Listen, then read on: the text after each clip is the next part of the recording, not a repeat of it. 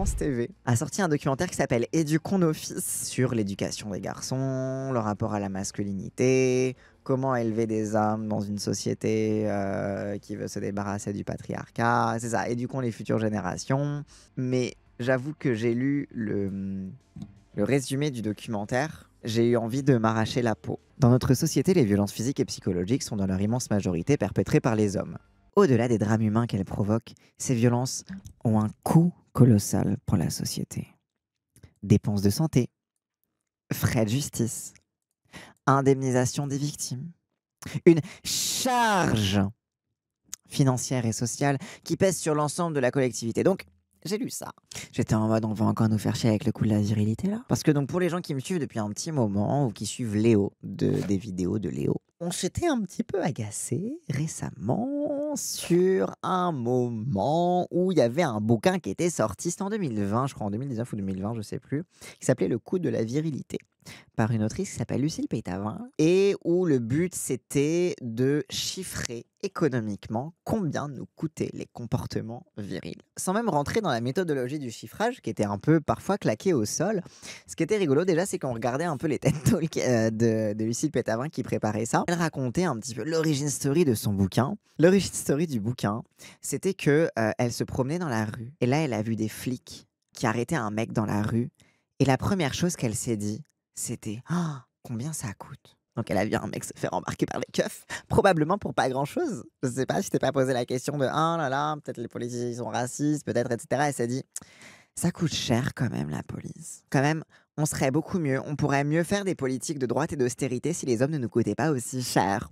Et du coup, elle a commencé son petit travail d'historienne pour calculer combien coûtait la virilité. Le petit problème, c'est du coup que ça sous-entend que la vie est chiffrable. Parce qu'un des premiers coups de la virilité, c'est que les hommes vivent moins longtemps que les femmes, en moyenne. Que les hommes réussissent davantage leur suicide. Bah, du coup, ça coûte moins cher à prendre en charge. C'est vrai que comme les femmes font plus de tentatives de suicide, mais qu'elles ont tendance à avoir des suicides qui sont moins létaux, les femmes nous coûtent plus cher en prise en charge psychologique, pour purger leur corps des médicaments qu'elles ont ingérés pour essayer de se tuer, etc. Alors qu'au moins les hommes, bah, ils réussissent leur suicide, du coup ça coûte rien. Donc en fait, le problème, c'est que tout ça, ça vient poser la question de mais c'est quoi le coût de la vie exactement? Parce que ça coûte cher en dépenses de santé, mais est-ce qu'on n'est pas censé prendre soin des uns et des autres?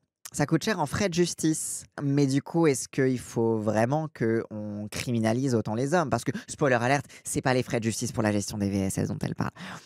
Voilà, hein, c'est les hommes sont majoritairement plus en prison. Oh là là, bah, je sais pas, vas-y.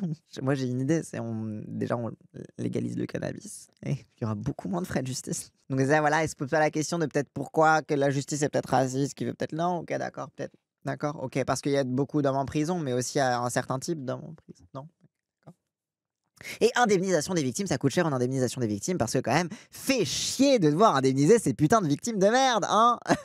Franchement, si les hommes ils faisaient pas de crimes, on n'aurait pas à payer les victimes, quoi, je veux dire.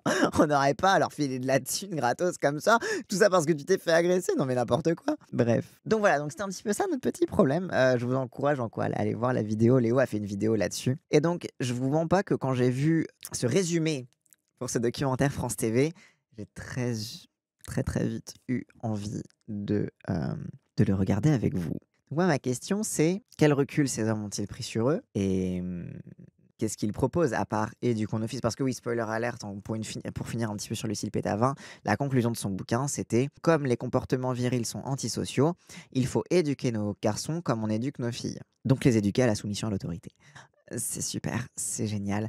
Donc éduquons nos fils à quoi exactement? Et est-ce qu'on peut éduquer nos filles aussi à ne pas être soumises à l'autorité? Ce serait bien aussi de ne pas réifier et de ne pas mettre sur un piédestal l'éducation et la socialisation féminine, qui est quand même une sacrée dinguerie, qui est quand même un gros scandale en termes de soumission, d'apprentissage de la passivité, d'apprentissage de l'interdiction d'explorer son corps, sa force, ses limites, sa puissance, d'exercer en fait de la violence et de la puissance, donc quelque chose dont les femmes pourraient éventuellement avoir besoin. Bref, donc éduquons nos fils, comment, pourquoi, allons-y.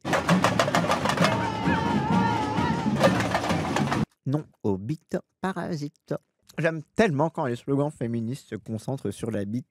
C'est absolument pas red flag. Ce samedi 23 novembre 2024, plus de 100 000 hommes et femmes manifestaient en France contre les violences masculines. Il y avait SOS Racisme, attends, il y avait SOS Racisme. Ah putain, il y a des mains SOS Racisme. Ah, touche pas à mon pote. Touche pas à ma pote, du coup. Après, je trouve que c'est un des rares moments où le slogan SOS Racisme marche bien. Hein. Touche pas à ma pote. Tous les hommes ne sont pas violents, mais la violence est masculine.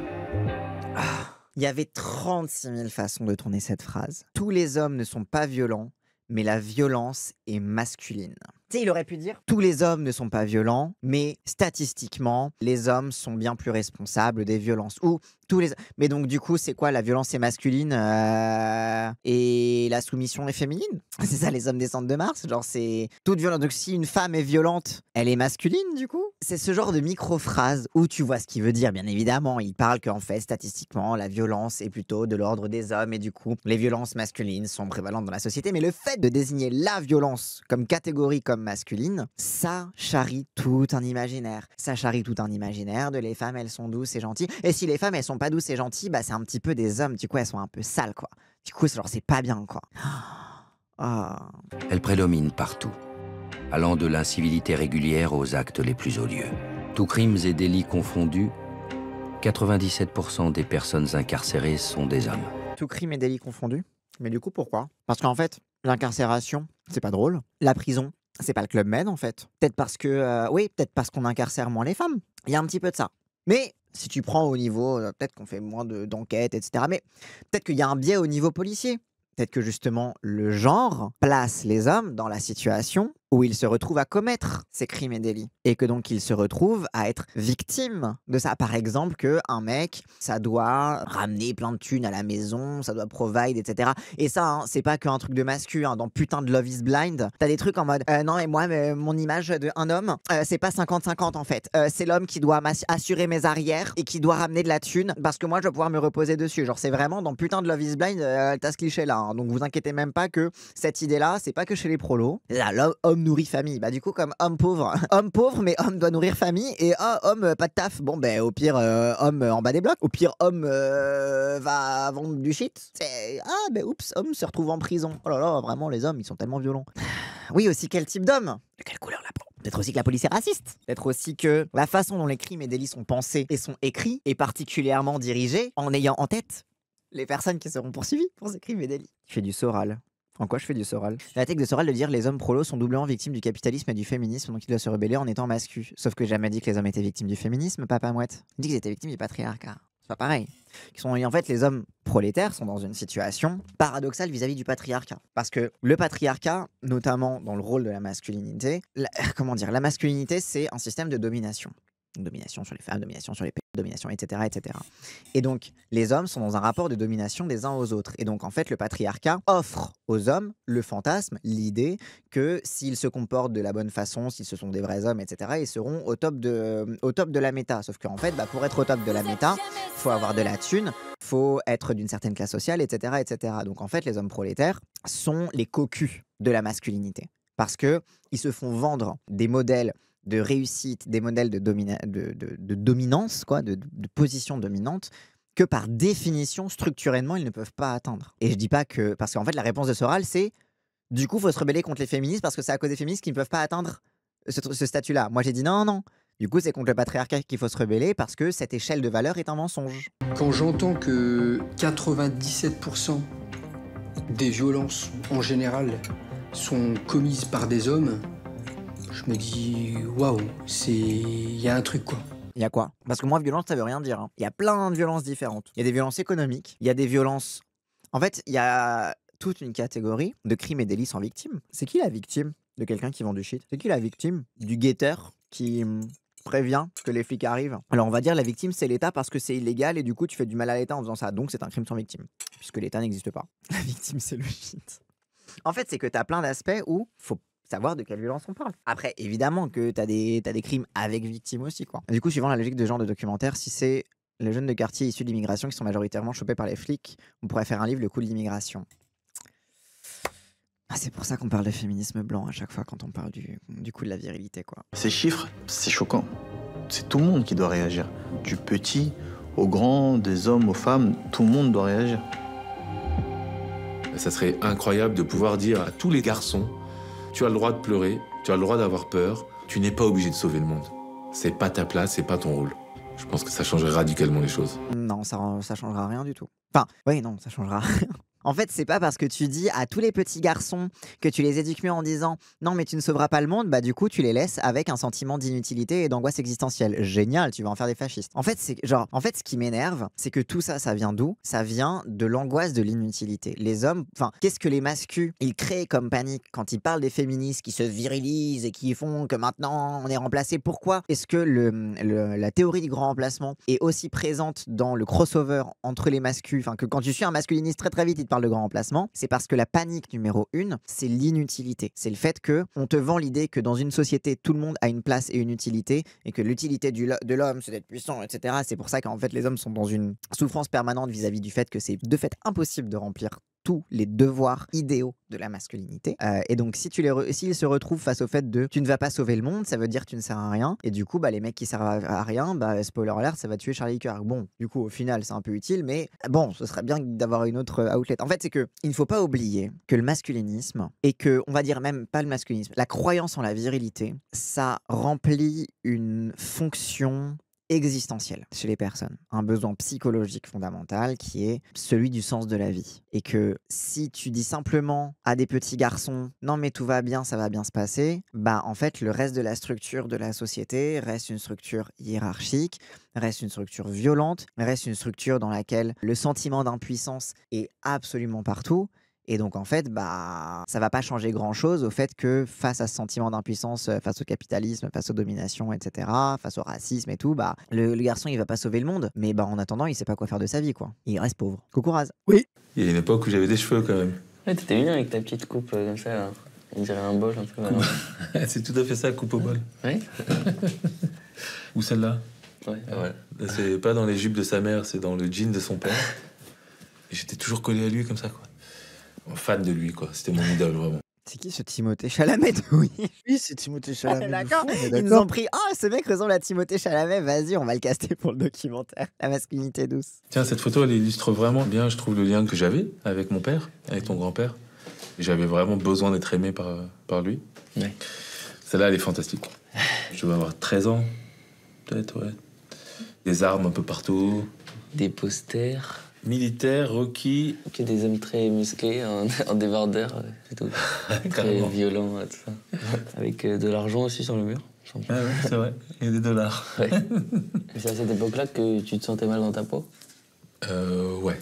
Si tu veux, Après, tous les gamins, ils ont des. Oh même là si- là, c'est quoi? C'est genre les armes, c'est la preuve de la masculinité toxique? C'est pas un truc normal quand t'es gosse d'aimer les pistolets? Non, mais en gros, là, C'est il la masculinité explique toxique? il Après, explique oui, je veux bien y croire, hein. compenser en se mettant là-dedans, tu vois, parce que c'est. Tu tombes sur le script par défaut de la masculinité et tu dis, vas-y, fake it until you make it, peut-être que je me sentirais mieux avec ça, tu vois. Mais moi, la vérité, j'étais. Bon, ok, tu vas me dire que non, et toi, ça marche pas parce que t'étais un mec, etc. Mais moi, j'étais un peu. J'étais un peu jaloux des gens qui avaient le droit d'avoir un pistolet à billes Ouais, je me demande pourquoi. à la fête du village. Je me demande Alors pourquoi que, t'étais jaloux. Je me demande bien ce qui te rendait jaloux. C'est dur à pourtant, trouver, j'aime mais pas- je pense que mais- si on y réfléchit longtemps, on devrait avoir une idée. Non, mais pourtant, j'aime pas les guns et j'aime pas la violence, tu vois. C'était pas par fantasme de Ouais, la mais violence. ouais, mais C'était tu parce voulais que c'était les le gars. prix pour les Non, grands, quoi. Bizarre. C'est bizarre, tu voulais faire comme les garçons. Je me demande, mais j'arrive pas à trouver, j'arrive pas à définir. Bon, les filles du chat, là, témoignez, là, vous aussi, vous vouliez un pistolet à billes. Oh là là. Ça va dire non, tout fou. Terrible, hein. Oui, voilà, merci. Voilà, merci. Voilà. Tu fais déjà tuer Charlie Kirk. Bravo les trans. Oh, bref. Après, moi, je suis d'accord, faudrait donner des pistolets à billes à tout le monde. Après, moi, j'étais team épée de chevalier, on se battait et tout, avec des bouts de bois et tout. Et genre, j'ai vraiment connu le moment, tu sais, ce passage-là, où tu joues avec des bouts de bois et tu joues à la guerre avec tes amis, et que à l'été suivant, tout le monde te regarde en bizarre parce que tu veux continuer de jouer à la guerre et ils sont en mode non. Ils te disent pas c'est pas pour les filles, ils te disent pas quoi que ce soit, mais c'est juste tu te rends compte que dans leur tête, ils sont passés à une autre échelle de valeur, non pas de est-ce qu'on s'amuse et est-ce qu'on joue à la guerre et est-ce qu'on fait un bon scénario, mais est-ce que je peux pécho les meufs autour de moi, et du coup t'es rangé dans la case pas baisable et du coup t'es en mode du coup j'ai plus le droit de jouer. D'accord. C'est pas la meilleure période de ma vie.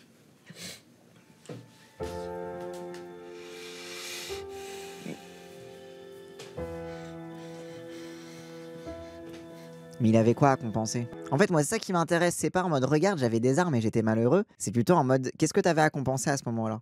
Par rapport à quoi tu te sentais inadéquat? Par rapport à quelle injonction? Par rapport à quel modèle? Par rapport à quel truc? En quoi tu étais une petite merde dans tout ça? Et pourquoi, du coup, qu'est-ce qui a fait que tu allais compenser vers, bah voilà, quoi, vers cette espèce de truc de vas-y, fake it until you make it, quoi. L'éducation que j'ai reçue, en tout cas de la part de mon père, c'est une éducation issue, enracinée dans le machisme ordinaire méditerranéen. Il est coach de vie. Aïe, aïe, aïe. Aïe, aïe, Coach aïe, de aïe, vie. aïe, aïe, Oh aïe. là là.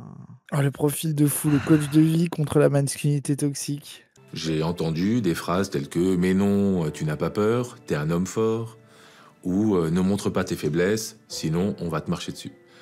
Il est clair que sur l'enfant que j'étais, ça a eu un impact significatif. Mais c'est quoi le problème pour un garçon de se faire marcher dessus? C'est parce qu'un garçon doit être au top. Parce qu'un garçon doit être celui qui deviendra le chef de famille, doit être, etc., etc. C'est pour ça que c'est un problème de se faire marcher dessus. Et puis le concept, c'est plutôt pour quelles raisons des gens veulent marcher sur les autres, quoi. Oui, Tu vois? exactement. Genre, évidemment que la manière de marcher sur les autres est évidemment genrée. Et donc là, tu arrives à la façon dont, dès très très jeune dans le système scolaire, on te demande qu'est-ce que tu vas faire plus tard. Tu as très bien conscience de ses parents à lui, ils font un métier où ils sont un peu plus riches, et moi, mes parents à moi, ou les parents de l'autre, ils font un métier où ils sont moins riches. Et du coup, il faut que je me projette dans un métier où je fais de l'argent, parce qu'en fait, comme ça, je vais devenir un papa, et puis comme ça, je vais avoir une belle vie, parce qu'en fait, il faut que je choisisse vite, parce qu'en fait, sinon, on va me mettre en STMG, et la STMG, c'est pas bien, ou alors pire, on va me mettre en professionnel. Et en fait, la professionnelle, c'est pour les gens qui vont être pauvres. Et en fait, moi, je veux pas ça parce qu'en fait, mes profs, ils me font comprendre que c'est pas bien. Et qu'en fait, un mec bien, c'est celui qui va devenir genre avocat, qui va devenir et tout. Mais sauf que moi, on n'arrête pas de me dire, tu seras un raté, tu vas finir SDF.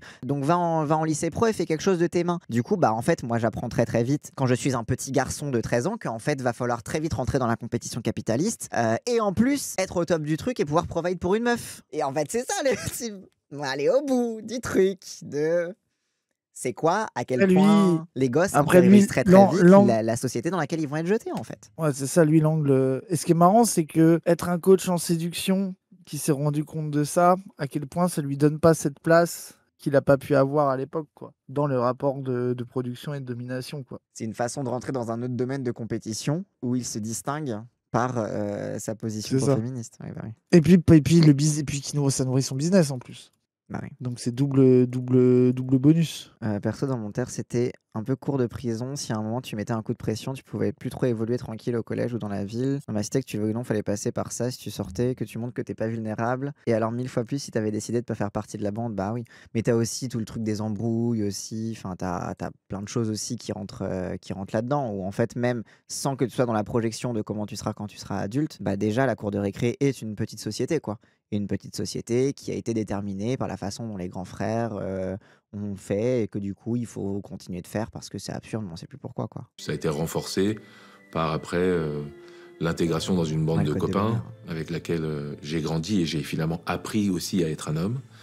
Et de par la société dans laquelle j'ai grandi, c'était les années 80 à Paris, les stéréotypes de genre étaient partout. C'était Jean-Claude Van Damme, Ok, ça va. bodybuildé jusqu'aux yeux, homme sandwich de l'hypervirilité. Homme sandwich de l'hyper-virilité. Après, je trouve que Rambo, c'est un exemple typique justement de à quel point c'est pas cool. Les hommes sandwich de l'hyper-virilité.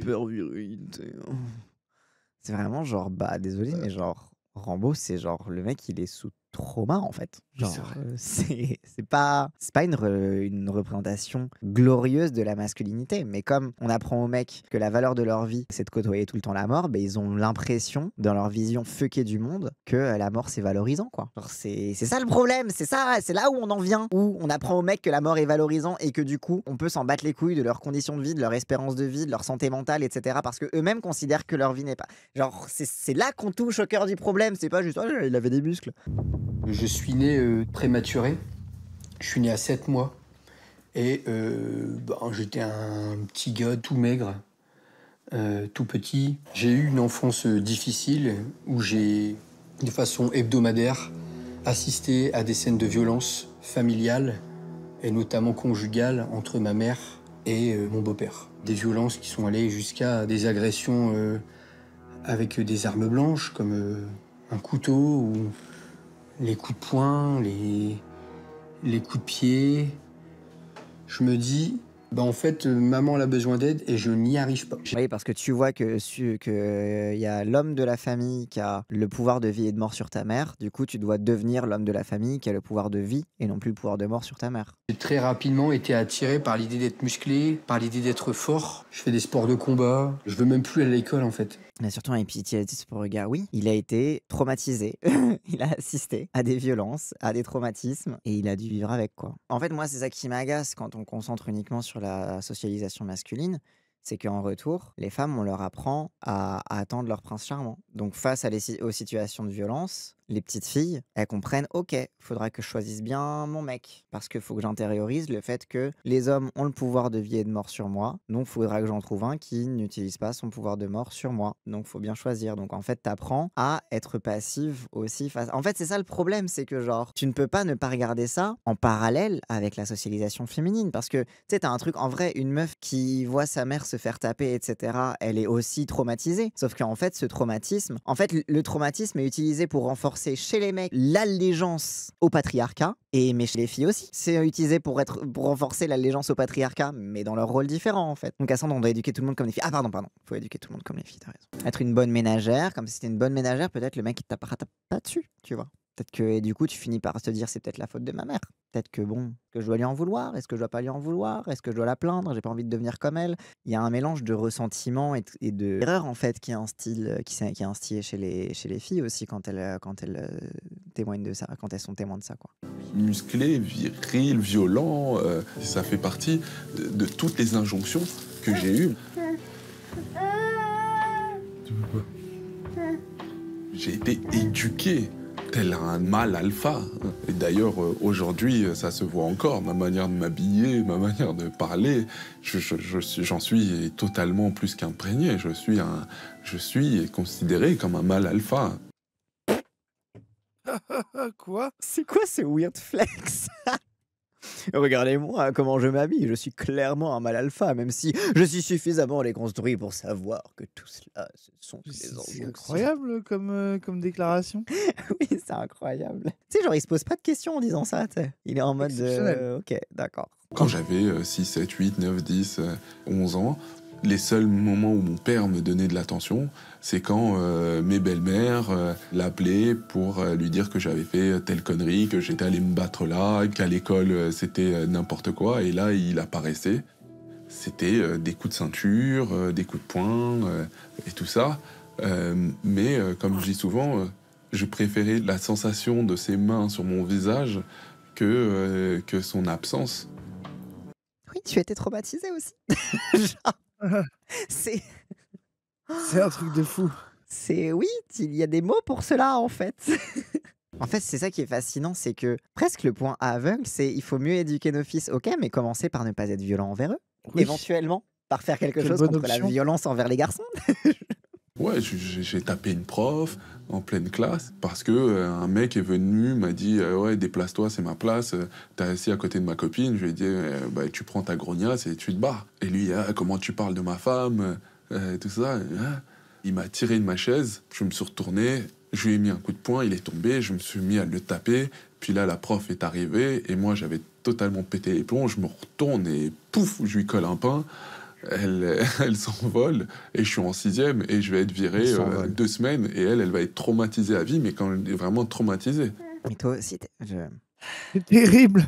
Mais tu vois, c'est là encore que tu vois que tout déconstruit qui se prétendent, bah ils ont toujours pas... Non, ils sont pas allés au bout du chemin en fait. Parce que finalement, tous les événements traumatiques, toute la violence est toujours finalement extérieure à eux. Sauf quand c'est leur propre violence à eux, du coup ça les valorise un petit peu en mode ouais, je me battais, j'étais un peu un mal alpha quoi. Mais sinon, la violence subie n'est qu'extérieure à eux. Ils ne Incroyable, peuvent pas le être victimes de quelque chose. Il n'y a pas plus caricatural que moi. C'est-à-dire que si on laisse un enfant seul, sans cadre, sans rien, et que c'est un mec, ça génère moins. Mais t'avais des cadres. Parce que tu disais que oui, le seul moment où t'avais l'attention de ton père, c'était quand la mère et les tantes disaient que t'avais fait une connerie, etc. Donc t'avais des femmes autour de toi pour mettre un cadre. T'avais aussi un père qui mettait un cadre Un cadre patriarcal, un cadre malsain, un cadre violent, mais c'est un cadre. La société t'a mis un cadre. Parce que tu sais, t'as presque l'impression qu'il dit l'homme à l'état pur, sans aucun cadre, c'est la violence, c'est le mal alpha. Et en fait, un homme, ça s'empêche. Si tu reviens un peu par la porte derrière, tu reviens dans un truc un peu Loki mascu, tu vois, genre l'homme à l'état de nature. Et... Non, t'avais un cadre violent. Il a dit que c'était un mal alpha. Hein. Ah ouais. Quand même. Ah ouais. Cette violence m'a aussi permis de supporter tous ces manques.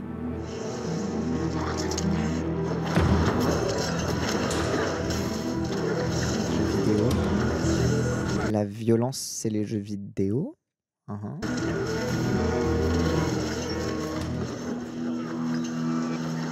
C'est vrai que c'est un jeu qui est très très violent, mais qui est une sorte peut-être d'exutoire, je sais pas. Oh là là là. Oh non, mais c'est... Attends, mais c'est quoi ce reportage? Il est désastreux. Je joue à Diablo 4. C'est sûrement ma masculinité toxique. Mais est-ce que je peux pas évacuer ma masculinité toxique dans Diablo? Ce jeu est vraiment violent. Je tue des centaines de mobs d'affilée. D'ailleurs, les femmes ne jouent pas à Diablo. C'est bien connu. Aucune femme ne joue à Diablo. Aucune Ça femme n'existe pas. ne joue. Les femmes, hein, vous jouez pas à des jeux vidéo. De toute façon, c'est violent. Les femmes ne tuent Si, pas- vous les jouez à femmes ne tuent Animal pas de gosses Crossing. dans les jeux vidéo. Vous jouez à Animal Voilà. Crossing. Et à Dog the Nintendo, là. Nintendog. Non, mais tu vois, genre même, personne dit que les Sims c'est violent, alors que le cliché numéro 1 des meufs, c'est de noyer leurs Sims et de les brûler, de les buter, de les torturer. Genre, tu sais, t'as un truc, genre, c'est. La violence est universelle en fait, simplement. Bah, celle des mecs est considérée comme. Est beaucoup plus lue comme de la violence. La violence des femmes est beaucoup moins lue comme de la violence. Et la violence des mecs est beaucoup plus appelé à être canalisé, puisque le patriarcat appelle à utiliser cette violence à bon escient. Et le bon escient, c'est la domination. Moi, j'ai été éduqué beaucoup dans la violence, j'ai connu beaucoup de violence. Podcaster. Oh, on a eu le coach de vie, le photographe, le danseur et maintenant le podcasteur. C'est vraiment les chevaliers de l'apocalypse profane. Tu sais, tu vas pas avoir un ouvrier, genre. C'est marrant. Je n'ai pas pleuré de mes 9 ans à mes 31 ans. Parce qu'il fallait pas pleurer.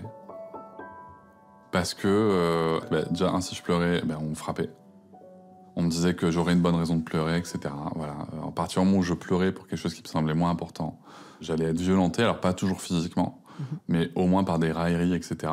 Et pas que avec les adultes, les autres enfants aussi, en fait. Les garçons qui, eux, étaient soit un petit peu plus âgés, ou même qui, eux, se retenaient de pleurer déjà, mais ils répétaient ce que les adultes leur disaient. Et donc, vraiment, je me suis conditionné. Mais même pour le décès de proches, hein, c'est le moment où j'avais envie de pleurer, où je me retenais, quitte à avoir les tempes. Je me rappelle vraiment de cette douleur dans les tempes. Quand je retiens ce qui monte là, ça serre ici, puis ça remonte là, et j'ai toute la tête qui est enserrée. Et je me fais du mal, en fait. Je me fais du mal parce qu'il faut pas pleurer. Oui. Tu apprends la violence en la subissant. C'est comme ça que ça fonctionne. Ça me fait trop rire de traumatisme. Après, c'est ce qu'il explique. Oui, non, là. mais oui, Oh là oui, je suis d'accord. En vrai, là. lui, c'est le mec qui l'explique le mieux, on va dire. Ah là là, t'es dur. Non, Hein. non, mais oui, t'as raison. Donc pour le moment, le féminisme, c'est faut excuser les hommes parce qu'ils n'ont pas eu des enfances faciles. Mais en plus, pas tant que ça. Parce qu'en vrai, là, pour l'instant, c'est les hommes, on leur apprend les mauvaises choses. On les violente, surtout. Genre, en fait, c'est un truc de comme il y a le patriarcat, on est en mode comme c'est les hommes qui commettent la violence, on a du mal à les percevoir comme recevant la violence. Et en fait, le problème, c'est qu'à chaque fois que t'en parles, ça fait la controverse avec Bourdieu, en mode oh là là, t'as pas le droit de dire que les hommes ils subissent le patriarcat. Parce que du coup, si tu dis que les hommes ils subissent le patriarcat, ça veut dire que tu relativises vis-à-vis des femmes. Et t'es en mode mais how about on le subit tous de façon différente et avec des opportunités différentes d'atteindre des postures de domination. Et que justement, un homme qui subit la violence, c'est justement censé être sa porte d'entrée vers la domination. Oui, c'est justement. C'est fucked up en fait. Oui. C'est fou ce que tu racontes. Sinon, on parle d'adultisme aussi plutôt que de masculinité toxique. Les enfants frappés par leurs parents sont pas tous des hommes. Bah oui, c'est aussi que tu étais un enfant, donc que tu étais vulnérable et que tu sais, genre, t'as un truc de bon. Après, bon, je vais voir où ça y va. Là, pour l'instant, on est sur les témoignages, on rencontre les personnages, etc. Je vais voir où ça vient au niveau du discours là. À ton âge, avec mes potes, on passait notre temps à se battre, à s'évaluer. Qui serait le plus fort, qui serait le moins fort. J'étais un voyou du 16e arrondissement, mais un voyou, quoi. Un voyou du 16e Un arrondissement. voyou du 16e arrondissement. Wesh, lui, il est trop marrant, quoi. Je suis désolé, mais... Je Le suis coach de fasciné, vie, hein. né dans le 16e, voyou du 16e, c'est exceptionnel. Auteuil-Neuilly passy, c'est pas du gâteau. Parce qu'ils allaient casser des rétroviseurs la nuit. Hein. Waouh. Ah ouais. Oui, ça va, tous les gamins l'ont fait, ça. Hein. Calme-toi. Hein. Je me suis mis en danger, quoi. Clairement. En escaladant des façades d'immeubles, en passant sur Oh des là voies là. de RER, en regardant oui, les mais RER passer le plus rapidement possible comme ça. Mais il y a une beauté aussi là-dedans. Mais ça, T'as pour moi, ça, c'est l'enfance normale, ça. bah, t'as aussi exercé ton désir de liberté, t'as exercé la poésie d'aller voir les trains passer, t'as exercé... Enfin, en fait, moi, ce qui m'énerve, c'est de présenter ça que comme des choses négatives. Mais genre, mais putain, Mais mais... surtout que pour moi, c'est les trucs vraiment de gamins un peu aventureux, quoi. Genre, t'as des Bah gamins oui. qui font pas ça parce qu'ils sont pas dans ce délire-là, mais tous les gamins un peu aventureux qui, voilà, ils font des petits trucs comme ça, quoi. Après, oui, genre, Mais, si tu tu sais, vois genre... avec du recul, il y a des trucs où tu te mets en danger vraiment, Non, mais, quoi, et c'est un peu non, con. mais je suis d'accord, mais genre... moi, j'étais jaloux de cette mise en danger. Moi, j'avais pas le droit de Ah oui, bien sortir sûr. jusqu'à hyper tard Bah parce que oui, j'étais oui. une fille, tu vois, genre... Tu sais, il y Ah a oui, un moi, je suis truc un d'accord avec peu... toi. Et en vrai, tu vois aussi que souvent, c'est des petits jeux de virilité, et parce qu'en fait, derrière, t'as l'idée de qui va pouvoir choper des meufs parce que t'es le plus dominant, etc. T'as toujours ce truc implicite. Mais il y a de la beauté dans ça, dans le fait de faire des conneries quand t'es gosse. Et moi, ce qui me révolte, c'est le fait qu'il y ait que les hommes qui en aient le droit, tu vois. Parce que justement, c'est oppositionnel vis-à-vis des femmes. Mais genre, c'est... Moi, je veux... Enfin, parce que... Et en plus, moi, je vois aussi comment il raconte ça à son gosse. Un peu en mode, donc toi, ne fais pas de conneries, sinon tu vas devenir un mauvais homme. T'es en mode, mais... Oui, du coup, en quoi c'est pas à nouveau un peu une éducation à la virilité, la façon Bah... de le faire, là? Bah ouais, c'est que ça revient dans un truc de un homme, ça s'empêche. Mais le problème, c'est que ça reste un homme, quoi. Ça reste en fonction de ce que doit être un homme. Donc ça reste un problème. J'étais un peu double face, quoi. À la maison, avec mon père et ma mère, j'étais peut-être pas l'enfant Double parfait, face, mais en il a tout cas assez lisse. Ok, Dark Sasuke. Non, tout va bien, c'est super et assez silencieux. Et puis dès que j'étais à l'extérieur, c'était l'effusion, quoi. Quel maxeur. C'est la raison pour laquelle j'insiste un peu. Juste pour être sûr que tu vis pas les mêmes choses.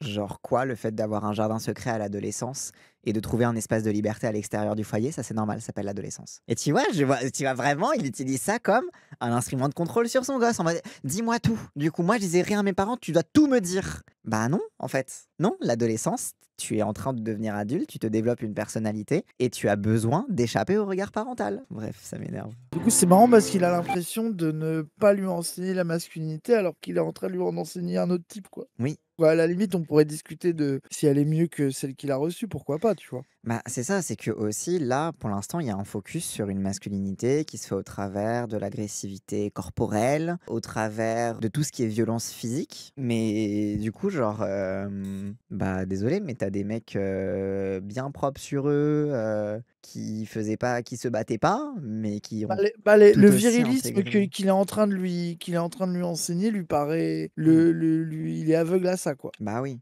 Et en fait, il y a Mais plusieurs après, types de tu peux masculinité, quoi. quand même défendre que, bah, au moins, il est pas dans le truc de sois un homme et tais-toi et sois violent, tu vois. Oui, non, bien sûr, bien Ça reste sûr. quand même, t'es forcé de reconnaître que c'est moins pire d'enseigner de cette manière-là, même si on peut toujours voir les restes de masculinité dans la, enfin voilà, tu vois. Ouais, mais tu vois, ça focus beaucoup la masculinité sur le comportement individuel et pas sur la relation Oui, au aux niveau du autres. reportage, oui, au niveau Ah du ouais. reportage, oui. C'est en mode comporte-toi de telle ou telle façon ou ne te comporte pas de telle ou telle façon et pas vois la société de telle ou telle façon. Ou Oui. tu vois, parce qu'en fait, c'est dans la relation aux autres que se construit la masculinité et la féminité, tu vois. Genre, c'est. Donc, Faut bon. des étapes pour avancer. Moi, c'est ce que je dis, calmez-vous. Oh là Oui, là. oui, oui. Puis Non, mais moi, c'est moi qui il y a pinaille, pour oh là moi, là. et puis pour moi, tu dis pas la même chose sur le mec qui a un daron un peu perdu et l'angle du reportage, quoi. Oui, non, mais bien sûr, oui, oui, c'est pas un jugement individuel. Là, c'est juste que le reportage nous a montré que certains profils, là, pour l'instant. Parce que par exemple, le reportage pourrait choisir d'analyser ça, éventuellement. Ce qu'il ne fait pas. Merci pour la bière. Soit brune, soit blonde, comme tu veux. Je préfère les blondes. Ce qui est totalement faux. Bah hein, alors bien sûr. Sinon, j'aurais un gros problème avec ma femme. Oui, c'est clair. Et voilà, bah, il est vachement déconstruit, le mec, hein. Les femmes à la popote qui s'occupent des gamins, et puis, ah, une bière et je préfère les blondes. Après, tu vois, Non, je mais pense après, que c'est ça, fait exprès. le reportage, c'est ce qu'ils essaient de montrer, je pense. Oui, par oui, oui, exemple. j'imagine. À mon avis. Allez, saucisse partie. En attendant, les trois mecs, on est où on est au barbecue, tu vois. Attention, il y a des choses, faut pas déconner avec. Attention. Mais en vrai, qui c'est qui fait les barbecues à la maison? C'est toi ou c'est Anaïs? Ah, c'est moi. Toi aussi, Dodo? Ah bah oui. Voilà, on est en plein dedans. En plus, c'est le cliché, tu sais, elle fait les légumes. Et toi, tu fais la viande? La viande. Tu vas chasser l'animal? Ouais, c'est ça.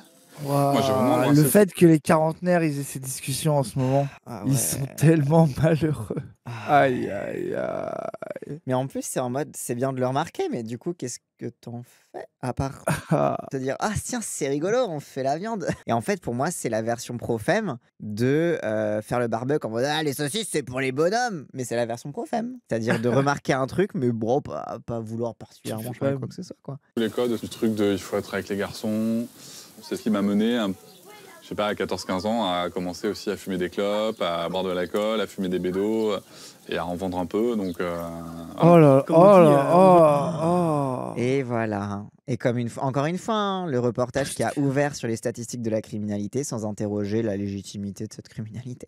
Ah, la drogue, hein, c'est vraiment un truc de thug. Hein. Et puis les bédos. Hein. Oui, les femmes ne fument pas. Attention. Les pédos. Les femmes ne fument pas, ne se droguent pas. Rentrer dans les codes. Et c'est là où, en fait, j'ai eu les plus grosses murges. C'est au lycée. Je me suis dit, allez, tout le monde rigole, tout le monde fait la fête, tout le monde, allez, je vais faire comme eux. Et au fait, au final, j'ai passé les pires soirées de ma vie parce qu'en fait, j'étais complètement défoncé et je pouvais plus tenir debout. Donc, j'étais avec mon seau comme ça. Tiens. Quand j'y Tiens. repense, c'est pas les meilleures Tiens. soirées, en fait. Tu vois. Moi, j'ai Tiens. perdu des soirées, je ne sais pas ce que j'ai fait de la soirée. Mais là, l'analyse, c'est que se droguer et finir mal, c'est un truc de mec. Moi, en fait, tu vois, ça, par exemple, pour moi, c'est que la manière d'expérimenter la boisson, la drogue, la Oui. murge, les parties, est genrée. Oui, totalement. Mais Mais le fait de se murger. trop se murger, trop boire, avoir des problèmes de drogue et d'alcoolisme, touche les deux genres. C'est juste que la manière de le faire, la légitimité, le fait qu'on t'en veuille ou non, enfin, il y a la composante genrée rentre dans plein de trucs malgré tout, mais pas dans l'étape de les filles et se boivent pas et se droguent pas, elles boivent et elles se droguent, c'est juste que c'est la manière dont c'est fait que tu dois analyser différemment, quoi. Bah oui. Et autant la manière dont c'est fait que c'est perçu. Enfin là, tu discutes sérieusement du truc, t'es pas juste là. Et moi, comme j'étais un mec, j'ai fumé des joints et j'ai vendu un 10 balles de shit une fois. Oh là là. Ah, comme si les meufs Mais- ont jamais fumé et bu, quoi. Mais tu vois, genre, respectez-les un peu. Dans leur côté un peu pro-femme, ils recréaient du coup une espèce de fierté et de narration genrée qui n'existe pas en fait. Genre ça qui est fascinant, je trouve que malgré leur déconstruction crari, bah finalement ils reproduisent. Bah oui, et des surtout que clichés si qui ont tu pas vas lieu avoir une discussion genrée sur, par exemple, le rapport à la drogue et à l'alcool, Oui. tu peux avoir une discussion ultra intéressante. Bah oui, Il y a quelqu'un qui dit les femmes qui se cachent pour boire, oui, parce que voilà.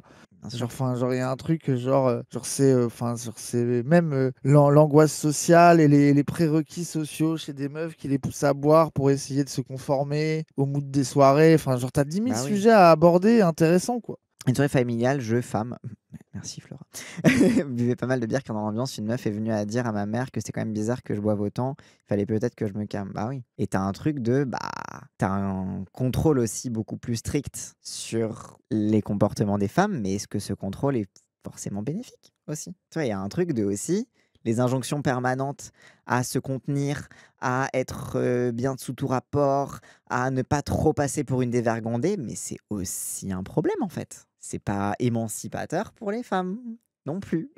Ça leur apprend que elles vont passer leur vie à être frustrées. Et après les mecs ils vont dire oh, les meufs c'est des frustrés. Bah oui, parfois oui. La socialisation féminine c'est l'apprentissage au forceps de la frustration. Et c'est pas forcément bien. C'est aussi traumatisant. Tester ses limites, se mettre en danger. Eh ben, En voulant prouver que nous sommes des hommes, des vrais, nous prenons des risques inconsidérés.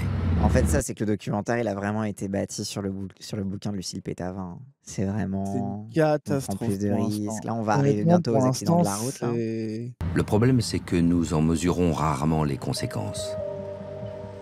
Pourtant, les statistiques publiques sont formelles. Sur la route, les hommes sont responsables de 84% des accidents mortels. À eux seuls, ils remplissent la quasi-totalité des tribunaux et des prisons. Pourquoi? Pour Le quel délit? niveau. Comment on analyse chacun de ces délits? Mais parce qu'en fait, encore une fois, ça a à voir avec le genre. Mais pas dans l'angle répressif que ça sous-entend. Adhérer au stéréotype masculin fait de nombreuses victimes, mais pèse aussi largement sur la société. Mais ça, en Et plus, encore pour une moi, fois, ces vas-y. documentaires-là, c'est vraiment de la viande à anti-féministe et anti-discours Bien sur la sûr. masculinité parce que c'est tellement minable et nul que tu convaincs personne, quoi. Mais et surtout qu'encore une fois, les victimes sont systématiquement extérieures. Ils ne se perçoivent jamais eux-mêmes comme étant victimes de quoi que ce soit dans tout ça. Sauf que, a priori, si t'es dans un accident mortel, soit t'es mort, soit t'es traumatisé. Parce que, genre, ôter la vie à quelqu'un, surtout de façon accidentelle, c'est un truc, tu t'en remets très très rarement. Genre, c'est quand même choquant, tu vois. Et donc, eux perçoivent toujours la violence subie comme extérieure. C'est les autres qui la subissent, c'est les autres qui subissent notre truc. Et presque, ça renforce le sentiment de toute puissance, tu vois. Un grand pouvoir implique de grandes responsabilités. Il faut nous empêcher de céder à nos pulsions naturelles, de puissance, de violence, on est tellement puissant, la société ne peut pas s'en remettre de nous. Non, non, vous êtes aussi des petites victimes de vos trucs parfois en fait. Mais ouais, c'est ça, c'est un côté, ils peuvent pas se victimiser parce que c'est pas assez viril ou alors pas assez profème, mais c'est là aussi où parfois le profémisme est un virilisme détourné. Hein. Bref. En s'appuyant sur les données officielles, l'historienne Lucille Pétavin a calculé ce que coûte la virilité à l'économie française. Et le coût du féminisme blanc, hein. Le coût de sa blanchité, elle l'a calculé aussi ou pas? Le coût de sa bourgeoisie, elle y a pensé aussi? Le coût des politiques de François Hollande à qui elle a offert son bouquin et elle s'est prise en selfie avec, elle les a chiffrés aussi ou c'est juste les hommes? Après, François Hollande est un homme, donc ça rentre, non? Je sais pas. Non? Ok. Alors qu'est-ce que le coût de la virilité? Le coût de la virilité, ce n'est pas le coût des hommes. C'est le coût d'une différence d'éducation que nous donnons entre les garçons et les filles et qui pousse notamment les garçons à adopter plus de comportements violents et antisociaux que les filles, que les femmes. Il y a des coûts directs en termes de frais de justice, de forces de l'ordre, de services de santé, et puis forces de l'ordre. Des coûts indirects qui sont supportés par la société, puisqu'il y a des destructions de biens, des souffrances physiques, destruction de biens, psychologiques pour les victimes. Je la déteste tellement. C'est ma violence masculine qui fait ça. Sûr, c'est la testostérone qui fait ça. C'est vraiment genre, donc, la police, ça coûte cher, la santé, ça coûte cher. En fait, on pourrait faire une super politique d'austérité en économisant sur les hommes, finalement. Puisque quand même, la santé, prendre soin des gens, c'est chiant, quoi. Genre, et puis c'est un peu leur faute, les mecs, hein. On pourrait économiser sur eux. Alors, je vais arrêter ici le suspense et vous dire à combien est-ce que je suis arrivée. Pour la justice, je l'ai estimé à 7 milliards d'euros par an sur les 9 que nous dépensons au total. Pour les coûts et violences volontaires, je l'ai estimé à 18 milliards d'euros par an sur les 26 dépensés au total. Pour l'insécurité routière, on est à 13,3 milliards d'euros par an, etc. Et donc, je suis arrivée à une estimation de 100 milliards d'euros par an. C'est tout à fait colossal. C'est Bayrou, ouais, c'est ça, c'est Bayrou en fait. Bayrou Pétavin. Désolé, mais on peut dire que c'est une bourge ou c'est évident? Non, mais bien sûr que c'est évident, ça va sans dire. Hein. Et donc, c'est quoi le coût de la vie du coup? Parce que du coup, les hommes qui meurent, les hommes qui sont emprisonnés, les hommes qui sont traumatisés, ils coûtent combien leur traumatisme? Ah ben non, c'est cool parce qu'ils vont pas voir des médecins et des psys, du coup ça économise, donc ça va, tout va bien. Puis l'avantage, c'est que le psy, c'est pas remboursé par la Sécu, hein. Donc au moins, c'est pas l'État qui paye, c'est que l'individu. Est-ce que les hommes sont naturellement violents? Est-ce qu'il y a quelque chose, une essence masculine qui les pousserait à cette violence? Alors le simple fait qu'il y ait des femmes capables de violence au même titre que les hommes, et des hommes qui soient pacifiques et qui le restent toute leur vie, semble bien déjà prouver que nous ne sommes pas prédéterminés à être violents selon notre sexe. Et donc la testostérone n'est pas à l'origine de la violence. Surtout, c'est tellement débile. Les femmes produisent de la testostérone. Les femmes ont de la testostérone aussi. Genre... Cassandre, il va tellement mourir en faisant ce réact, ça me fait trop rire. T'es vraiment... Non, mais l'essentialisme hormonal, ça me... Bref. Après, elle a dit que c'était pas ça. Ah oui, non, mais oui, je sais. Mais tu vois, genre, ça part déjà du principe que seuls les hommes ont de la testostérone. Donc, ce n'est pas la testostérone le problème, puisque c'est bien connu que les hommes ont de la testostérone. C'est que j'ai commencé à Comment elle adresse le fait que c'est les femmes qui éduquent les gosses dans son logiciel, c'est la faute des mères, du coup. Ah bah 1789 pics de testostérone en France. Oh. Nous en sommes toutes et tous victimes. Alors les femmes, bien sûr, par les violences systémiques que nous subissons, mais les hommes en paient aussi un prix. Ah voilà, tu vois, elle dit que les hommes sont victimes aussi. Alors elle a le même discours que toi, en fait. Elle a dit les hommes, on paye aussi le prix. Moins les hommes, les pauvres hommes. Je plains les hommes. Moi, j'ai compris ça, en tout cas, de son discours. Oui, c'est vrai. T'as raison. Aujourd'hui encore, l'immense majorité des cas de cancer liés à des comportements addictifs, au tabac, à l'alcool, concernent des hommes. Ça, désolé, mais c'est un discours un peu genre... Tu sais, c'est un peu les droitards qui disent « Pourquoi je soignerais ton cancer vu que c'est parce que tu fumes et que si tu fumais pas, la société aurait pas à payer ton cancer. » Oh, Bah elle, c'est ça, mais sur la masculinité. Enfin, sur la virilité. j'aime bien C'est en ton mode angle. si seulement la société n'avait pas à C'est payer ainsi le que prix de j'ai ton commencé à cancer m'injecter la parce que t'es un testostérone. mec qui boit et qui fume, quoi. Genre, Mais en fait, c'est le fait de concentrer sur le coup. Bah, ça Mais est-ce annule tout que, ce qu'elle est-ce peut que, dire. est-ce que dans son livre, il n'y a pas des datas qui sont intéressantes quand même? Non, mais moi, je remets pas en question les datas de son bouquin, tu vois.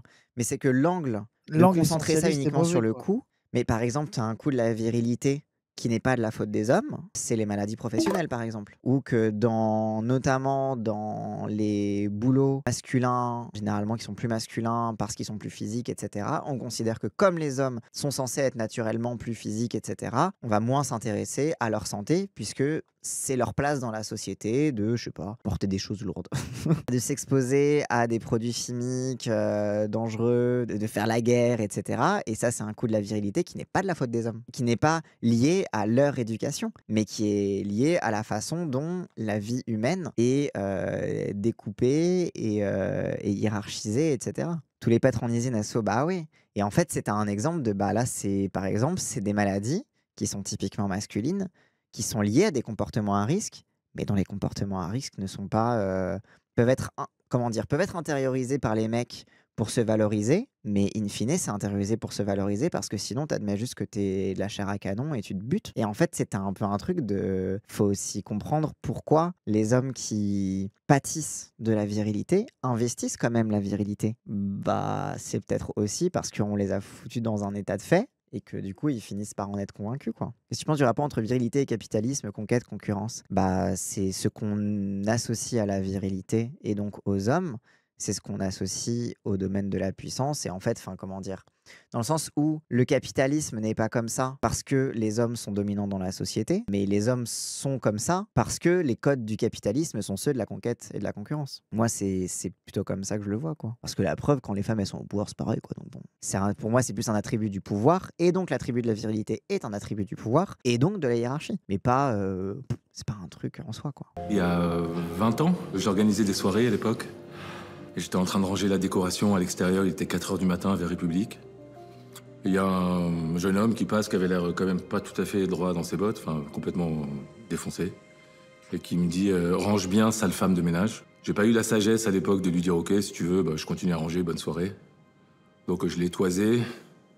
Il était beaucoup plus petit que moi, et je faisais beaucoup de boxe, et j'étais très sûr de moi. Et il est venu vers moi, je me suis pas mis en garde, je me suis dit que de toute façon je prendrais le dessus. Il m'a mis un coup de tête, et il m'a surpris, il m'a cassé le nez. À ce moment-là, ils étaient plusieurs, j'ai pas voulu lâcher. Ils ont sorti des couteaux, j'ai pas voulu lâcher. J'ai pris 3 coups de couteau, j'ai pas voulu lâcher. Ils sont venus pour me terminer avec une batte de baseball avec des clous. Je crois que c'est la seule fois dans ma vie où j'ai été confronté à une telle violence, une telle rage masculine. En fait, je crois que ce qui m'a fait peur, c'est ma propre rage. J'étais sans limite. Il refuse de s'imaginer comme victime, c'est précis, oui. C'est lui qui avait une rage, où il était même terrifié de sa propre puissance. Non, t'as été victime d'une agression, en fait. Genre, c'est pas grave. T'as le droit de te soigner, t'as le droit de vouloir aller mieux, t'as le droit de... Tu sais, genre, c'est un truc de... Même, jamais ils vont se considérer comme des victimes, quoi. À 40 ans, donc je dirais que j'ai vécu un burn-out caractérisé. En fait, dans l'entreprise, moi, je suis arrivé engoncé dans ce costume d'homme viril, macho, brillant, étincelant, sûr de lui. Et ça a bien fonctionné, parce que je continuais à être mis sur un piédestal.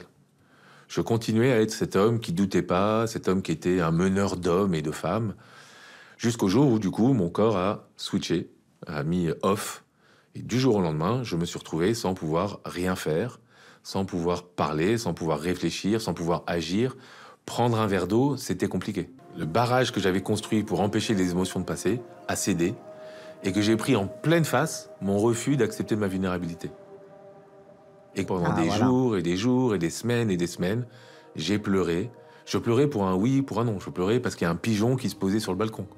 Je pleurais parce que le téléphone sonnait. C'était comme si tout recirculait à nouveau. Ça n'a pas été toujours agréable parce que mes croyances étaient vraiment bousculées, quoi, challengées. Et d'un autre côté, il faut reconnaître qu'il y a eu un soulagement extraordinaire.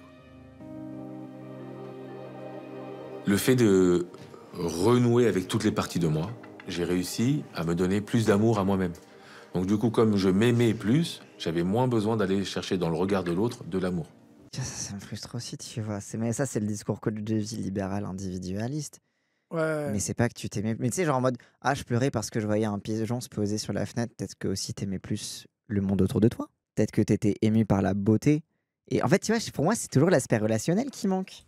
C'est le truc de, bah, aussi, c'est peut-être que tu t'es mis à aimer le monde que tu voyais et non pas simplement le voir au prisme de l'adversité permanente aussi. Et que c'est agréable à un moment. C'est clair que c'est mieux, c'est plus facile de s'aimer soi-même si t'aimes le monde autour de toi, tu vois? Genre si tu ressens de l'empathie, quoi.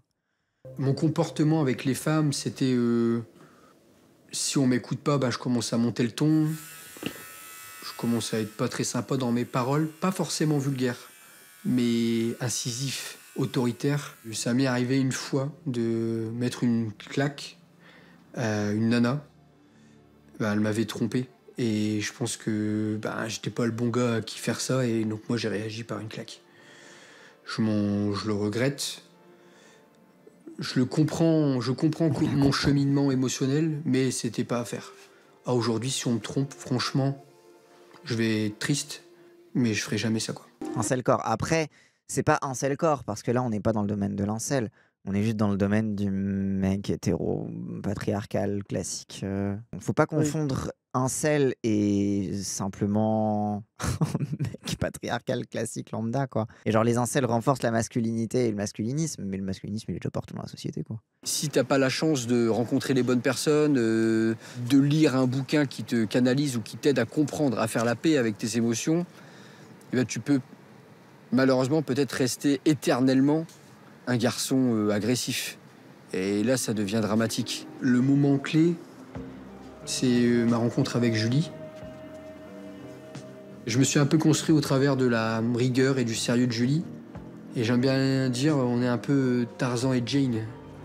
Le sauvage et la fille bien élevée. Et puis en fait, au travers des deux éducations, eh bien, il se passe quelque chose et l'équilibre se fait, Mais quoi. attends, mais entre le mal alpha de tout à l'heure, Tarzan,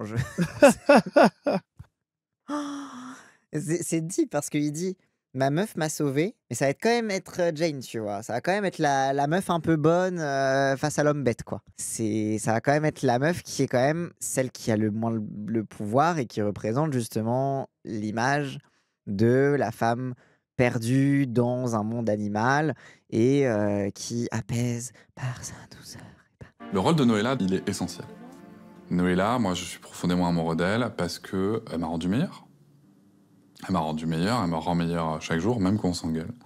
Même quand je suis un gros con, même quand elle est pas facile, elle me rend meilleur. Comme d'hab, toujours une femme qui corrige les hommes à problème, comme les faf et les incels. Ouais, bah, c'est encore une fois le rôle pacificateur des femmes. Et bien entendu qu'elle a joué un rôle. Elle a joué un rôle, par exemple, sur les violences faites aux enfants. On était d'accord tous les deux, je lui avais dit, moi je veux pas être un père violent, mais quand du coup on a vraiment parlé de faire des enfants, elle m'a dit, ok, c'est quoi concrètement? Et je lui ai dit, bah écoute, oui, non, je veux pas être violent, mais peut-être qu'à un moment, si l'enfant il déconne trop, bah une bonne gifle, ça remet les idées en place. Et elle m'a dit, bah non, ça c'est pas possible. Je pense qu'il faut surtout échanger avec ses enfants et puis montrer l'exemple aussi. C'est-à-dire que je peux pas dire bah non, tu te tapes pas si moi je te tape en fait. Tu vois ? Ou sinon on se tape. Voilà, ou sinon on se tape. C'est pareil, s'il voit de la violence, il a de fortes chances de la reproduire en fait. Je pense qu'après, de toute façon, c'est la confrontation à la société, quoi, qui peut être compliquée. À commencer par les différents systèmes qu'on va rencontrer. Il y a notre système familial à 4, puis ensuite tu rajoutes le système grands-parents, le système amis, le système cousin-cousine, tu vois. Et ensuite le système de l'école, de la crèche ou du mode de garde. Mais oui, je pense qu'on va avoir quand même des gros challenges à relever pour qu'il soit pas un connard, même pas un connard modéré, quoi, je veux dire. Mais ça se trouve, ce sera un connard. Et genre, bah, c'est le système qui fait ça. Genre, c'est pas parce que t'éduques ton enfant d'une certaine façon. C'est le principe, encore une fois, c'est le principe du fait de grandir, c'est que tu t'émancipes aussi de l'éducation de tes parents, même s'il y a des restes, même si machin, etc. Genre, au pire, ce sera un connard. Et la question aussi à se poser, c'est comment on fait si on se rend compte qu'il devient un connard, sans être violent, sans être méprisant, sans l'antagoniser, sans le déshumaniser. Et comment même presque on s'apprête à accepter qu'il grandira un connard et qu'il restera un connard parce que, bah, c'est ça, comme tu dis, Alper Alan, parce que ton gosse ne t'appartient pas et qu'il ne t'appartient déjà plus à partir du moment où il est dans la société. Tu sais, t'as un peu ce truc-là de... J'ai l'impression que c'est un écueil qui est déjà de base de la vie de parents. Et en fait, c'est un truc très difficile avec lequel se réconcilier, du fait de savoir que son enfant va être une personne différente et ne va pas être qu'une éponge à ce qu'on lui inculque. Et donc finalement que le parent n'est pas tout puissant sur l'enfant. Mais du coup, pour les parents qui veulent éduquer leurs enfants de façon un peu plus douce, de façon un peu plus déconstruite, etc., bah, ils se retrouvent encore plus face au risque de se constituer comme une espèce de citadelle assiégée face à un monde extérieur menaçant et effrayant. Et du coup, se comporter exactement comme le veut les codes de la virilité, c'est-à-dire voir le monde dans un rapport d'antagonisme et dans un rapport de défense, et pas dans un rapport d'acceptation et de partage, tu vois. Genre, tu sais, rien que ça, tu vois. L'école, elle m'a totalement instruit pour être ce mâle alpha. Mais encore son mâle alpha, c'est pas possible. Oh. Moi, petit, j'adorais aller à l'école. J'étais nul en classe, mais j'adorais aller à l'école. Parce que, dans la cour de récré, j'étais le roi, quoi. J'étais le guerrier ultime. Tout ce que l'on peut avoir dans notre société, la guerre, la compétition, toutes ces choses-là patriarcales, il est condensé dans l'école et surtout, il est instruit de cette manière. J'ai mis longtemps à me départir de ça et je voulais pas qu'Eliakim tombe là-dedans. Il n'a pas allé faire la guerre dans la classe ou à être le premier ou dans la cour de récré à se bagarrer. Non, il est en guerre contre personne. Il essaye juste de vivre sa petite vie de petit garçon et d'apprendre tout doucement à son échelle. Bah ouais, à son âge. Mais après, il va devenir un adolescent et ça se trouve, il va vouloir rentrer en guerre avec les autres gars parce que, encore une fois, c'est pas l'éducation parentale qui fait tout, en fait. C'est une réalité. Les violences sont particulièrement fortes en milieu scolaire. 71% des élèves de la 6e à la terminale ont subi des violences. Une jeune fille sur 4 est victime de remarques sexistes, d'agressions ou de harcèlement sexuel dans son collège ou dans son lycée. Un fléau dont l'éducation nationale peine à se saisir. Cependant, certains établissements essaient de faire bouger les choses. Au collège L'Espérance, à Aulnay-sous-Bois, le très populaire professeur d'éducation physique et sportive Philippe II utilise sa discipline pour transmettre des valeurs... C'est un roi, le bordel. ...d'égalité filles-garçons. Est-ce que vous, en tant que jeune, vous pensez qu'il y a des sports qui sont plus faits pour les garçons ou des sports qui sont plus faits pour les filles? Levez la main. Oui. Pour moi, une femme ou une fille peut faire tous les sports, mais me dire qu'un garçon peut faire de la gymnastique ou par exemple, je sais pas, du cheval, enfin L'équitation. De l'équitation, et ben ça me paraît bizarre. Ah, c'est tellement deep. Le rôle des femmes aussi dans la perpétuation de ça, parce que je trouve que c'est aussi une donnée qui a pas encore été traitée dans le docu pour l'instant. C'est aussi que, bah, désolé, mais genre l'homophobie, ça vient pas que des mecs. D'accord, donc pour toi, équitation et gym, ce serait plutôt des sports qui seraient adressés aux filles. Oui. Ça te ferait bizarre de voir des garçons qui... Bah en fait, on n'est pas habitué. Ça veut dire que pour moi, si un jour mon fils il me dit oui, maman, je vais faire de l'équitation, de la gym, je serais pas totalement d'accord. C'est complètement con, elle connaît rien en gym. Il y a plein de mecs qui font de la gym et de l'équitation aussi. En Il y a plus, des mecs. en plus, ce qui me fume, c'est que la gym masculine, Même c'est ça, même les pas mecs pareil ont que la fait. gym féminine. Ils ont créé 2 catégories différentes pour pas trop que les mecs soient pas virils. Puis même sur le truc de l'équitation, même là, les mecs ont fait la razzia sur le bail. Bah oui. Les meufs, elles croient trop c'est elle, alors que le Mais parce patriarcat qu'en s'en fait, est saisi aussi, quoi. c'est parce qu'en fait, à partir du moment où tu penses au niveau du sport Après, en amateur, professionnel, j'imagine. Bah oui, en Ouais. amateur, t'as plus le truc. Oui, j'ai capté. D'accord avec Lina. Ah oui, quand même. Donc Emma, vas-y. Je peux prendre l'exemple de la danse. Moi, ça me dérange pas de voir des hommes danser ou Ça des te dérange absolument pas. Ah, il y a plein de mains qui se lèvent, donc oui, vas-y. Mais ça dépend plus de certaines Type de danse. Ouais. Type de danse. Par exemple, le hip-hop, etc., c'est plus commun de voir des garçons, mais tout ce qui est plus contemporain, gracieux... Non, il y a plein de mecs qui dansent ça. Oui. Genre, les mecs peuvent être gracieux. Les pauvres. Genre, c'est... Mais tu vois, Les mais ravages, c'est fou, les tu vois, ravages la de restriction. l'hétéronormativité et du Bah patriarcat. ouais, hein. Et moi, ce que je trouve deep, c'est que les meufs, elles se font la réflexion, bah non, on peut faire tous les sports, mais pas les mecs. Et genre, tu sais, c'est un truc de... Il y a la restriction du champ des possibles dans la masculinité, qui est assez intéressante, quoi. L'image de la danse classique, tutu, Oui, voilà. là ça te choque, c'est ça? Pas choqué, mais ça fait... C'est Ça pas fait drôle. commun. Je vois pas un garçon faire de la danse classique. Par exemple, si mon fils il me vient et me dit « Papa, je veux faire de la danse classique », je lui dis non, tout de suite. Il n'y a pas de discussion possible, non. Je D'accord. choisis un autre sport. Tu me dis, si t'es un garçon, tu voudrais pas qu'il fasse de la danse. Tu voudrais qu'il fasse quoi alors? Bah, la boxe. Parce La que boxe. déjà, faut avoir un certain physique Alors, pour boxe, pouvoir boxer. il y en a d'autres? Foot. Le foot, le Foot. basket. Et le Qui basket, dit foot? Levez la main ceux qui pensent que le foot c'est plus pour les garçons. Ah, non. pas plus pour les garçons, mais il y a plus de garçons. Et en fait, ce qui est deep, c'est aussi que leur justification, c'est comme ça dans la société. C'est moins commun de voir des garçons danser, du coup, c'est pas trop pour eux. Ah, c'est plus commun de voir des garçons faire du foot, du coup, par défaut, c'est plus pour les mecs. Et c'est là que tu vois que, oui, bon, les parents, ils ont beau éduquer leurs enfants, c'est baisé, quoi. On reprend le tout début du foot, fin du 19e siècle, il y avait du foot Mais c'est comme fait par pas un les hommes métier, et par les femmes. Et c'est vraiment au cours du 20e siècle que le foot féminin a disparu, a été même interdit à un moment donné. Vas-y, Arda. Après, tant que la personne est douée dans sa pratique, en réalité, on ne fait pas trop la différence entre hommes et femmes. Donc, je pense que tout le monde peut pratiquer sans se soucier des stéréotypes. En fait. Alors, tu as employé le mot stéréotype. C'est très important parce qu'en fait, ça explique votre façon un petit peu de penser et comment la société pense. Regardez les rayons de supermarché. Vous avez les rayons filles et les rayons garçons. Il y a du rose à côté, du bleu de l'autre. Les super-héros, c'est plutôt du côté des garçons. Et puis, tous les jouets, les dinettes ou les choses qui représentent les tâches ménagères, c'est plutôt du côté des filles. Ça renvoie à une image qui est catastrophique. Après, quand même, basé que ce soit ton prof de PS qui te fait ton premier cours de sociologie du genre. Oui, Tout le en monde vrai, a pas c'est- un en vrai- prof de PS en vrai, comme c'est ça. marrant, En vrai, ouais. c'est- ouais. Moi, je suis d'accord. Après, basé, hein.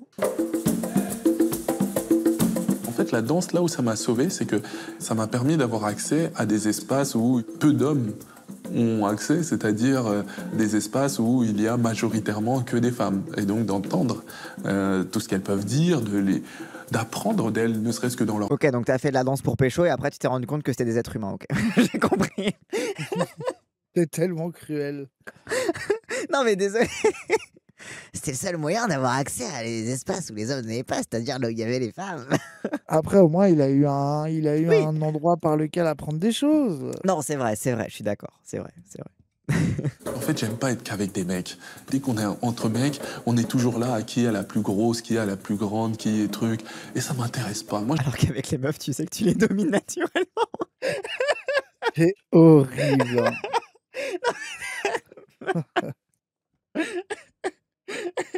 Pas de compétition à avoir envers les inférieurs. C'est vraiment horrible.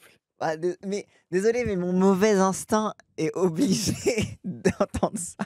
j'ai rien à prouver à qui que ce soit. Moi, ce que j'aime, c'est kiffer, faire Les harems, c'est mieux que les boys clubs. kiffer les gens, danser avec eux, qu'on danse ensemble, et que du coup... Après, il dit un vrai truc aussi où le plus gros de la pression sociale que tu ressens quand t'es un mec, c'est quand t'es avec d'autres mecs, tu vois. Genre, c'est le jugement de tes pairs qui est le plus paralysant, quoi. Ça, t'as pas le poids du regard jugeant, exactement. Bonjour tout le monde. Petite... Ah putain. Pas patriarcat. Pas Le podcast de patriarcat. parentalité engagée. Le visuel. C'est Noëlla, ma compagne, qui m'a dit tu sais chérie, il y a beaucoup de choses qui parlent de parentalité, mais c'est toujours des femmes. Ça serait peut-être bien qu'on entende un mec en parler, quoi. Ça serait chouette que tu fasses un podcast. Et du coup, t'as Pas appelé ça patriarcat. pas patriarcat. Mais c'est bien parce que c'est pas patriarcat et pas patriarcat. Exactement. C'est exceptionnel. C'est un génie, en fait. Alors c'est vrai que la paternité, c'est un sujet assez tabou quand même, mine de rien. Dès qu'on commence à toucher aux tâches qui sont socialement dans les stéréotypes et dans la société attribuées aux femmes, comme prendre soin des bébés, eh bien on commence à ne plus être un homme. Aujourd'hui, le fait que je me montre sur les réseaux sociaux comme père qui prend soin de son enfant, ça peut m'attirer bien entendu de la violence en ligne. Après, oui, c'est ça le pire, c'est que nous, on est des wokistes. Du coup, on est en mode oh là là. Mais bon, après, c'est vrai que la vérité, c'est que tu t'en prends plein la gueule en mode t'as pas de couilles, gna. Oui, et puis après, genre, tu sais, les gens ils font des remarques sur le moindre truc en mode ils essaient de te déviriliser au maximum, etc. quoi. Dans les messages que je peux recevoir sur Instagram, t'as le très classique « Ta place, c'est au boulot, pas à jouer les mamans ». Et ta meuf, elle t'a rendu tes couilles ou elle les garde dans son sac. Ah tiens, bah celui-là qui mêle un petit peu la politique aussi. Vous faites tellement pitié les gauchistes. Vivement Marine et Jordan, vos délires de jouer les darons là. Les femmes sont à la cuisine et les mecs au charbon. Soit un homme, bordel. Bon là, on a tout, hein. Voilà, la haine de l'autre, l'homophobie, les stéréotypes, l'extrême droite, le sexisme, voilà, tout est combiné. Il est trop heureux. Oui. Bah après, ouais. Non mais oui, non mais force à lui. En vrai, je trouve que c'est le moins pire. Avec son podcast Papatriarcat. Non mais après, le pire, c'est que je trouve que c'est le moins pire des intervenants. En vrai. Oui, bah, il a son podcast, il travaille. Oui. Généralement, maintenant, quand je les reçois sur Insta, il y a 2 réactions. Hein. C'est je bloque. Et si jamais il y a des menaces, c'est déjà arrivé, des menaces de mort, je vais aller directement au commissariat, à la gendarmerie pour déposer plainte. J'ai eu la violence masculine. Je vais demander à quelqu'un de vraiment viril, plus que moi et mon harceleur. Je vais demander à un homme dépositaire de la puissance publique et qui porte une arme. Depuis MeToo, les discours de haine misogyne déferlent sur les réseaux sociaux.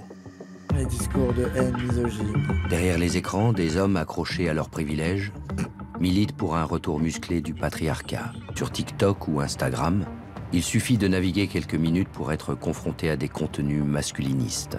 Pauline Ferrari a enquêté sur la violence en ligne. Non, toutes les femmes ne sont pas des putes. Il y a des filles bien. Et du coup, lorsque tu vas rencontrer une fille, tu vas te dire quoi? Ah, c'est peut-être l'exception. Et là, c'est le moment où tu as perdu. Tous les hommes font cette erreur. C'est pour ça que moi, j'ai pris une décision, c'est que toutes les femmes sont des putes. C'est bizarre comme quoi, hein, je sais. Mais c'est très important lorsque vous rencontrez une femme de maintenant. Alex Hitchens, ce que j'aime avec lui, c'est que c'est avant tout un intellectuel. Le fait qu'il y ait des gamins dégénérés qui sont là, c'est le mec le plus stylé et le plus viril que j'ai jamais vu de ma vie. Il baisse tellement de meufs, il a raison surtout. Les meufs sont vraiment des putes. On peut jamais leur faire confiance, on doit juste les baiser. C'est turbo, ça a turbo succès. C'est une folie. Hein. Quand on est un jeune garçon, un jeune homme, et qu'on traverse cette période bizarre de la vie qui est l'adolescence et puis après le début de l'âge adulte, on se pose beaucoup de questions existentielles. Est-ce que je vais un jour trouver l'amour? Est-ce que je vais avoir confiance en moi? À quoi ça va ressembler ma vie? Et puis, ce qu'on remarque, c'est que les jeunes garçons et les jeunes hommes ne sont pas éduqués à parler de leurs sentiments, et particulièrement quand ça va pas. Les groupes masculinistes, ils sont là pour, selon eux, s'occuper des problèmes des hommes. Ouais, mais tu vois, le truc de les jeunes hommes sont pas éduqués à parler de leurs sentiments. C'est pas que en fait, c'est comment dire, ils sont pas socialisés, tu vois, parce que c'est pas qu'une éducation des parents, c'est que ces contenus-là les éduquent aussi, les socialisent aussi, tu vois. C'est-à-dire que tu peux apprendre à ton enfant à parler de ses sentiments, etc. Quand il va voir des gens extérieurs et qu'il va se mettre à intégrer des trucs parce que il se sent un peu mal dans sa peau et qu'il a pas l'impression que les parents ils y répondent, et puis de toute façon les parents ils sont nuls, et puis de toute façon ses amis ils sont trop stylés, parce qu'en fait il apprend que être stylé c'est telle et telle et telle chose, en fait c'est encore une fois, c'est le reste de la société qui s'en occupe, quoi. Les réseaux sociaux ne modèrent absolument pas ces contenus parce qu'ils n'ont aucun intérêt à le faire. Modérer ces contenus, donc possiblement les censurer, les supprimer, ça veut dire perdre des vues et donc perdre de l'argent puisqu'on perd des gens qui restent sur ces plateformes.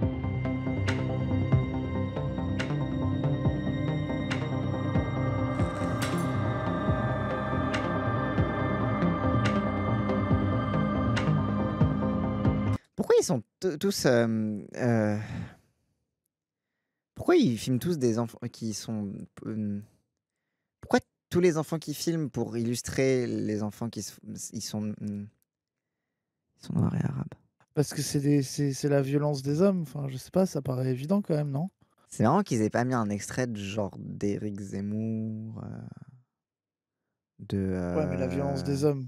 Toi, t'aimes Papacito, trop même s'il est un peu sous-estimer la arabe violence codé des vu hommes. qu'il est méditerranéen, Papacito. Je sais pas. Pourquoi il filme pas des élèves de Louis le Grand?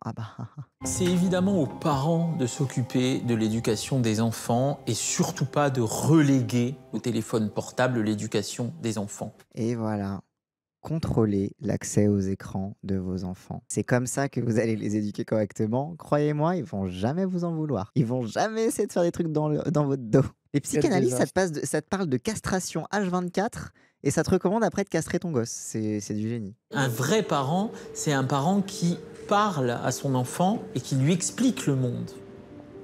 Un enfant voué à lui-même, qui n'a pas eu justement un parent, pour le prendre avec lui, pour lui expliquer le monde, est un enfant qui va se retrouver en panne. On revient vraiment sur ce truc de un garçon, dans son état de nature, ne peut que devenir un homme viril, violent et toxique. C'est vraiment genre... Vérifiant leur vision du monde. La répartition du genre et l'état de nature des personnes, et il faut des despotes éclairés pour éduquer correctement ses enfants et tout va bien se passer, la société n'existe pas. On n'a pas forcément compris le monde, les gens pensent tous qu'ils ont compris dès qu'ils pondent un gosse, mais de fou. Genre, il n'y a pas de mode d'emploi quand t'es un parent. Pour être parent, il suffit de faire un gosse. Hein. Il n'y a pas de... T'as des parents, ils sont clueless. Hein. T'as des parents, ils traînent leur trauma aussi et ils sont même pas foutus de comprendre leur propre trauma. Donc... Après, heureusement qu'il y a des psychanalystes pour... Les psychologues aussi, hein. Moi je les mets tous dans le même panier. Hein. Et concernant l'éducation des fils, moi je pense qu'il est très important de démystifier la sexualité avec les enfants. On a des enfants qui passent leur vie à se traiter de pédophiles. Ah, je suis d'accord. On a des enfants qui passent leur vie à se dire qui a baisé qui. Hein. 44 minutes de documentaire, on parle enfin de cul. Putain. Ça a mis du temps quand même à en parler. Il a fallu un psychanalyste. Il a fallu un psychanalyste pour parler de sexualité. Oui, l'adolescence, oh là là, on sait pas ce qu'on va devenir. On a envie de baiser aussi. C'est... Oui. On retrouve sur des pornos à l'âge de 10-11 ans, hein, avec le sentiment que la masculinité, c'est ça. C'est-à-dire, c'est ne pas être féminisé. C'est ne pas être celui qui se fait baiser. Et en réalité, toute cette dialectique-là, ça débouche sur des identités qui sont extrêmement torturées. Je suis d'accord avec cette analyse du porno, mais il y a un autre aspect dans le porno dont on parle pas assez, c'est que être un homme, si t'es éduqué au porno, entre guillemets, c'est ne pas être un corps, c'est être une bite. Et c'est perpétuellement rechercher le regard de la meuf pendant qu'elle va te sucer. Mais ne pas être toi regardé et érotisé. Genre, c'est aussi un aspect quand même fondamental de l'apprentissage de la sexualité. Genre, ça explique quand même beaucoup la façon dont, globalement, la sexualité de beaucoup de mecs hétéros, c'est se branler dans une meuf. Genre, notamment avec les trucs, les POV, les trucs comme ça et tout, où bah, genre, tu es la part du mec dans le film porno, c'est juste la bite qui sort un petit peu du coin de l'image, mais pas trop parce qu'il faut pas dégoûter les mecs hétéros qui vont regarder, donc faut pas trop voir la bite non plus, parce que sinon ça va les gêner. Depuis qu'on est gamin, on nous rabâche les mêmes conneries sur la virilité. Ah. Mais en fait, ça veut dire quoi être un homme, un vrai? Moi, je crois qu'un homme, c'est celui qui se bouge face aux violences faites aux femmes. Parce que si elles se terminent parfois sous les coups d'un autre... Cédric Doumbé. Il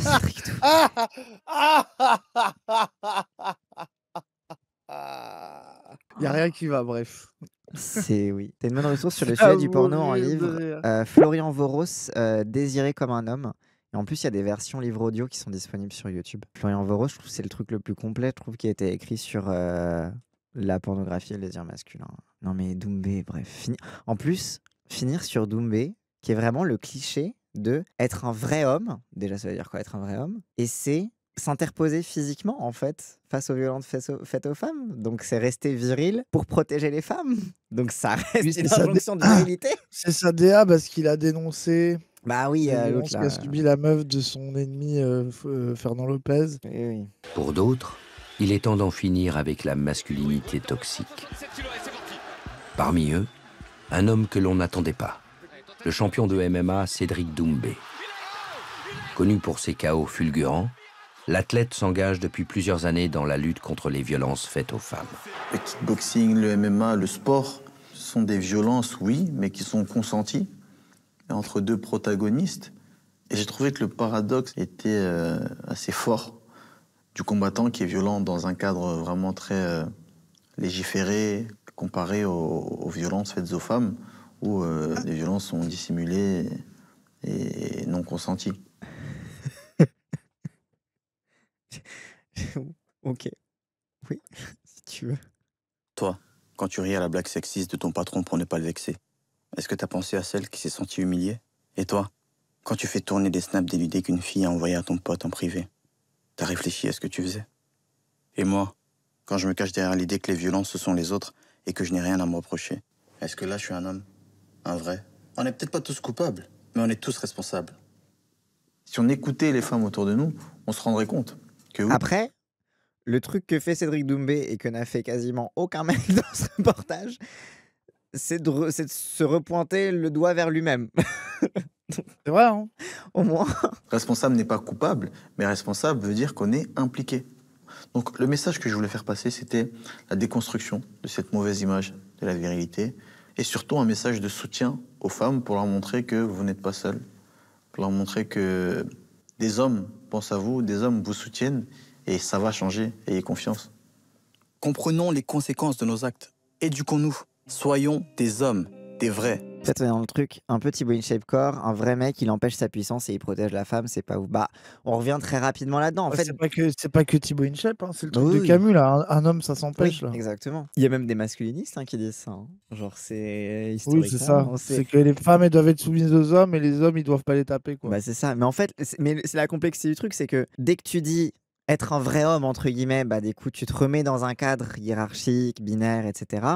Mais en même temps, c'est le truc le plus efficace pour choper les mecs avant de leur dire après, en vrai, on s'en fiche d'être un mec, tu vois. Parce que si tu commences par dire on s'en fiche d'être un homme, ils sont en mode ouais, mais en attendant, ils vont me tabasser dans la cour de récré si je suis pas un vrai homme et si je m'en fiche. Donc tu sais, t'as aussi, en vrai, t'as aussi le truc de t'avances avec ce que t'as, mais du coup, bah, c'est pas non plus révolutionnaire, quoi. Cette obsession subsistante de vouloir de faire partie des vrais, bah ouais, hein. Bah, les vrais hommes. Moi, j'en sais quelque chose, hein, en tant que vrai homme, biologique, de naissance. Dans la relation à mon fils, ce que ça a changé, c'est que depuis que Raphaël est né, je lui dis chaque soir, en tout cas quand il est là, parce que je l'ai en garde alternée, je t'aime. Et je lui ai écrit et dit 1000 fois, je t'aime inconditionnellement. Quoi que tu fasses, tu seras mon fils. Du coup, si elle transitionne, ce sera toujours mon fils. Le père que j'ai envie d'être, ma première définition, ça va être le fait de lui montrer que toutes les émotions sont possibles, sont acceptables. Mais au fond de moi, il y a quand même un truc qui se remue, genre, voilà, mon garçon, alors c'est pas qu'il peut pas pleurer, mais c'est que par exemple, c'est important qu'il soit moteur, quoi. Je vois bien que, contrairement à Sarah, où sa motricité n'était pas forcément quelque chose qui m'interpellait, c'est plus important pour Lucas. C'est là où on voit la force des stéréotypes. Oui, parce qu'en fait, pour l'instant, moi, le papa que je veux être, c'est de montrer à mes enfants que toutes les émotions sont possibles. Ça s'appelle l'éducation. Ça s'appelle parce que genre c'est ce qu'on voit dans l'éducation des tout petits, etc. Quand tu vois dans les livres pour enfants, les trucs comme ça, un des premiers trucs que tu apprends, c'est les émotions, c'est cette expression-là, etc. Et genre c'est du coup, c'est moi en tant que papa, c'est d'éduquer tel que ça devrait être, tu vois. Genre c'est un peu. Il dit que les stéréotypes, il dit que les stéréotypes, c'est puissant, malgré tout, parce qu'il se rend compte inconsciemment qu'il fait plus attention à la motricité de son fils que de sa fille. Il est important de réinterroger cette construction sociale qui est la masculinité hégémonique pour montrer qu'il y a des masculinités. Et ça, il faut le comprendre pour ne pas rentrer tous vers ce moule unique qui génère de la violence. Complètement d'accord avec la nature non consentie de la violence, du virilisme dans les conditions des milieux sociaux. Normalement, tu veux protéger ton gosse, donc tu veux aussi pas qu'il subisse et sous des stéréotypes et violences associées à l'homophobie, au virilisme, c'est compliqué de faire ça. Bah, en fait, c'est ça, c'est que les parents qui veulent éduquer leurs enfants de façon, notamment leurs garçons, de façon non genrée, etc., même leurs filles, tu vois, genre faut qu'ils se préparent à... Mais en fait, comme disait le psychanalyste, en fait, il a raison là-dessus, mais il faut qu'ils se préparent à la discussion qu'ils auront quand leur fils rentrera à l'école et leur demandera c'est quoi un P. Et genre, tu sais, t'as un truc aussi où, genre, parfois, j'ai l'impression qu'il y a une espèce de côté un peu utopique de ouais, je vais bien l'éduquer, ça va être un garçon bien, etc. Non, mais ça va être un garçon qui va se faire probablement bully à l'école. Ça veut dire qu'il va falloir redoubler d'efforts pour l'aider à traverser les violences tout en gardant son intégrité émotionnelle. Et ça, c'est le truc le plus difficile à faire, quoi. Genre, tu sais, limite, la tâche est encore plus dure tant que la société n'est pas changée, quoi. Je me suis souvent cru fort en disant « T'inquiète, je vais gérer ». Sauf qu'en fait, on fait que des conneries. Comme j'en suis sorti, aujourd'hui, je comprends à quel point j'étais brûlant et à quel point je pouvais saisir, quoi. Et ça n'arrivera plus jamais. Parce que je suis vraiment très en paix avec moi. Je vais pas dire que j'ai trouvé le nirvana, mais j'ai compris énormément de choses. Et c'est pour ça aujourd'hui que je suis là, en fait, pour être utile, pouvoir éviter à tous ces garçons comme moi, qui à un moment donné ont souffert et ont perdu le contrôle, de faire du mal autour d'eux, quoi. Bah, encore, je trouve que c'est encore une fois un documentaire qui sort vraiment pas des canons du genre sur le sujet, quoi. C'est en mode, on te montre des mecs bien, qui sont possiblement dans leur quarantaine, qui sont papas à leur tour, comme ça. T'as pas à gérer. Enfin, tu sais que bon, ils ont dépassé le stade du début de l'âge adulte, de l'adolescence, et du coup, ils peuvent avoir un discours réfléchi, posé, etc. Et finalement, un focus beaucoup sur l'individuel, avec le passage insupportable de Lucille Peytavin, qui renforce encore plus l'idée que la société n'est qu'une addition de comportements individuels. Et jamais tu poses la question de la classe sociale, jamais tu poses la question du milieu, à part pour dire que le milieu il est violent. Mais du coup, bah comment on fait du coup, dans un milieu violent pour ne pas être un méchant garçon viril? Et en fait, il y a presque une espèce de truc que je reproche beaucoup au discours pro-femme, c'est de développer finalement le sentiment d'une espèce d'aristocratie masculine qui aura tout compris, qui se sera parfaitement déconstruite, mais qui saura toujours pas faire face à la violence déjà existante, quoi. Et genre un truc de bah en fait ouais, mais pour ça faut ouvrir la focale, tu vois, genre le fait qu'à aucun moment, en fait le fait que tout est tourné sur les stéréotypes et sur le fait de non mais t'es pas moins viril si tu t'occupes de tes enfants, et que ça ait pas parlé une seule seconde du travail non rémunéré des femmes dans le foyer, de la stabilité financière, des métiers physiques dans lesquels tu es forcé dans certaines classes sociales, et que du coup ça fait que bah intégrer les codes de la virilité, c'est littéralement une question de survie économique. Genre, tu sais, t'as plein de trucs où t'as l'impression que la virilité, c'est un truc, tu peux juste opt-out. Tu peux juste décider du jour au lendemain, c'est bon, je m'en vais, je deviens photographe, c'est bon, je m'en vais, je deviens podcasteur. Et il y a quand même un aspect en termes de classe sociale, et du coup, ça donne aussi l'illusion que, bah, si la virilité ne se montre pas par la violence, ou ne se voit pas comme ça, bah, la violence masculine n'existe pas, ou que les normes de domination n'existent pas. Mais désolé, j'ai largement pratiqué les garçons de la bourgeoisie. Ouais, ok, ils vont pas faire les gros bras, faire un truc, etc. Mais ils vont pas être moins violents, ils vont pas moins adhérer aux normes de masculinité, mais ils vont le faire d'une façon qui est peut-être moins visible extérieurement. Ça va pas les empêcher de violer des meufs en soirée BDE, tu vois. Mais par contre, derrière, ça va être des mecs bien sous tout rapport, des super gendres idéaux, qui seront même probablement bien sapés, hein. Ouais, un peu un documentaire de merde. Bah ouais, mais c'est le problème, hein. Tous les discours sur la masculinité, c'est tellement individualiste, quoi.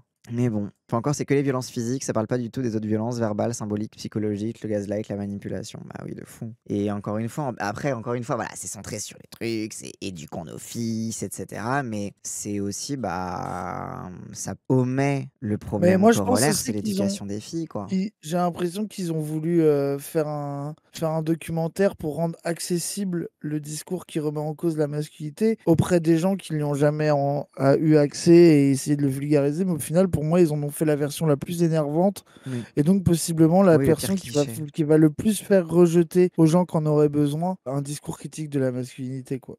Bah ouais. Et du coup, pour moi, il a un effet inverse, en fait. Ouais, je suis d'accord. Quand jamais de reportage chez les pauvres, bah généralement, il y en a hein, qui peuvent exister, c'est assez marginal.